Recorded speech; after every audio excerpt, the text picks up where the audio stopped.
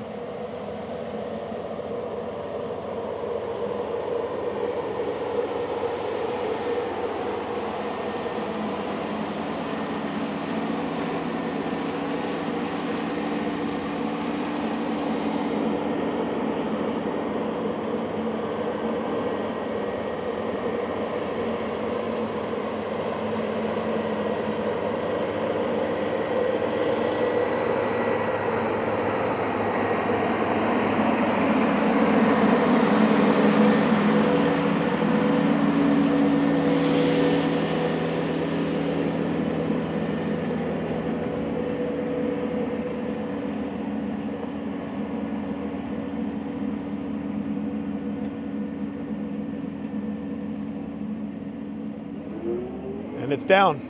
It takes that quick to be able to, he pushed the button as he came out the driveway, and it's down.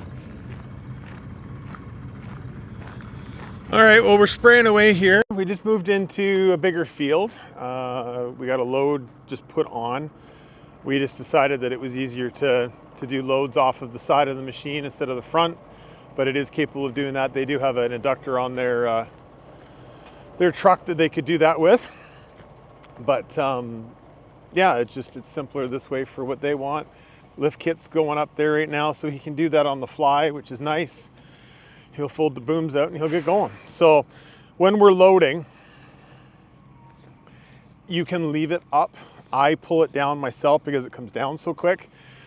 By the time you get up to where the truck's at, you can have it down sitting there. It just makes the adductor a little bit lower so that you can get in and out of the machine a little easier with the step being up so high, and then also the adductor being down at mid-level. One of the things that he is absolutely loving is the four-wheel steer. And you can see here, he's gone in and turned 90, and it's one track all the way through. So, and you can see the back end swinging there now. So he's very much enjoying that. His machine doesn't have it. I don't even know if they can get it on the current model that they've got for that, but nonetheless, he's having a good day. The auto steer with the VSN and the sensors down in the row, he's really enjoying that part of it as well. These fields though, you can see, I'll walk in a little bit here.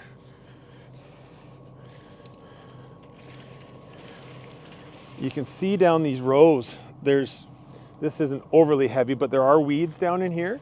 And that is actually screwing the VSN up a little bit because it can't tell where the corn row is versus the weeds. So there's been a couple times he's had to take it over.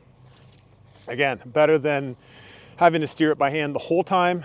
He's actually got onto, he'll auto steer all the way down the row, turn hard 90 with the four-wheel steer, engage it again on the headland, and then make a hard 90 back into his pass, engage it, and away he goes. So he's getting her figured out, which is good. He's an operator, which has been awesome to be able to do this and have a chance to get out and actually walk around and do some stuff. So I've got some aerial footage here. One of the negatives to the Fendt, and it's probably one of the only negatives to the Fendt, is I can't get the boom up quite high enough in the back rack.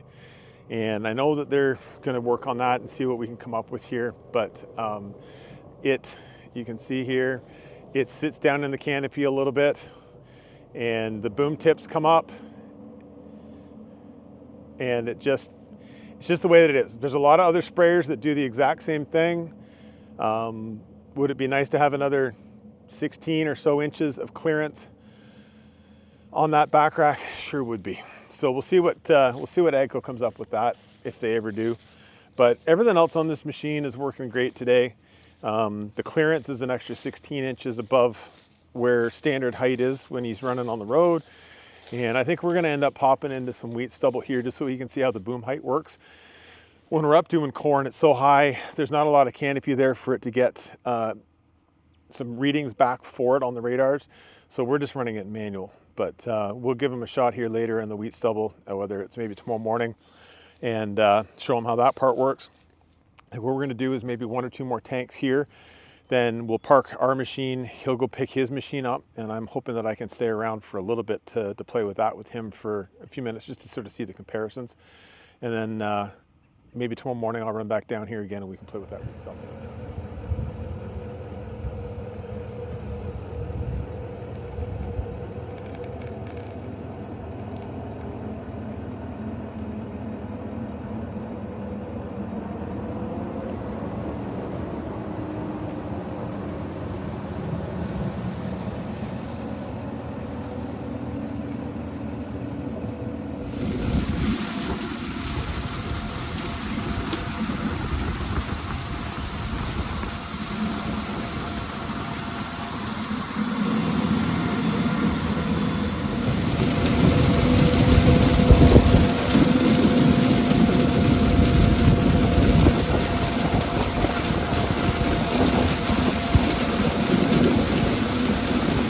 So one of the concerns with tasseling corn obviously is the pollen and the actual pieces of tassel that get caught up in the rad of most front engines. And for whatever reason, this one doesn't have it. It gets the crop diverted around the front of the nose without wiggling it too much, and then sucks it down into the corner so that we don't have a lot of pollen swinging or flying around in front of that rad. It does have a reversible cooling fan, and we have used it here today just to show him that there's not much getting into it. But the procedure for doing it is actually not to do it while you're running through the field, because anything that's got caught in the rad itself has come in through the grill with little teeny tiny small holes, pulled into the grill, or pulled into the rad, and then plugged. If you try to blow it out, the likelihood of getting those little pollens to go back out through the small holes in the front is slim to none, and it actually will cycle up and get sucked in through the air breather. So the procedure actually is to lift the hood up and then blow it out while you're sitting at an idle, and it usually just comes out and then falls to the ground and it's clean.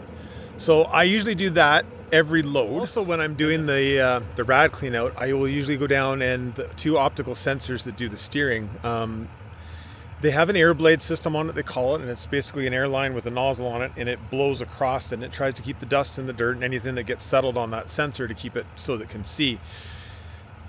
This morning I didn't think it was a big deal because this corn looked like it was dry. Underneath it was still really wet, so you get underneath and you could actually see where the dirt and some stuff was rubbing or falling off the plant and rubbing, and it ended up covering that optical eye, and it was one of the reasons that we were having a little bit trouble getting a steering solution in a couple spots. So number one, I've tried to do the rad every single time I do a full reload. Open the hood, hit the button once just to hold it. The stuff that is in there will just sort of fall out the front. Number 2, after I close the lid, I'll go back down, take my finger, take a piece of paper towel with some Windex on it, and give those 2 sensors a little bit of a wipe. And that's really all that we're having to do. On a daily, those big plastic covers that run down the center of the machine, I would be pulling the pins and dropping those down to get all the tassels and everything out of there so they don't sit in there and start rotting. But yeah, those are the three things that I sort of look at. Cleaning out around the wheel legs if there's anything into it, and just giving it a quick tidy up with an air blower or an air compressor or something like that. And yeah, go spray corn.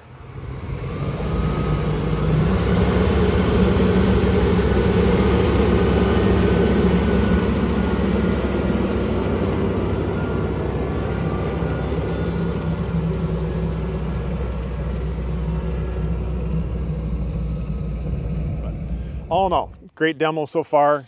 Very nice having an operator that knows what he's doing. I think he's impressed with the machine. It's taking a little bit for him to get used to it because he's not quite used to the rear boom versus the front boom, but he's doing well. So anyways, I hope this has been interesting for everybody. Again, a little different. It's a little hard to show stuff because I can't get out in the field and actually be in the machine while it's spraying. That being said, I do have some stuff where we were riding on the actual machine and I got where the VSN was driving it down and all that sort of stuff. So I'll put that in here so you can see that part. But yeah, all in all, different demo. It's fun doing this stuff. I love getting out and spending time with the customers and showing them what these machines will do. And yeah, it's been a good one. So I hope you've enjoyed. Please like and subscribe. Everyone's been watching lots of videos and the subscriber count's sure going up and it sure helps the channel out. So I really do appreciate it. And yeah, we'll see you on the next one. Thanks for watching.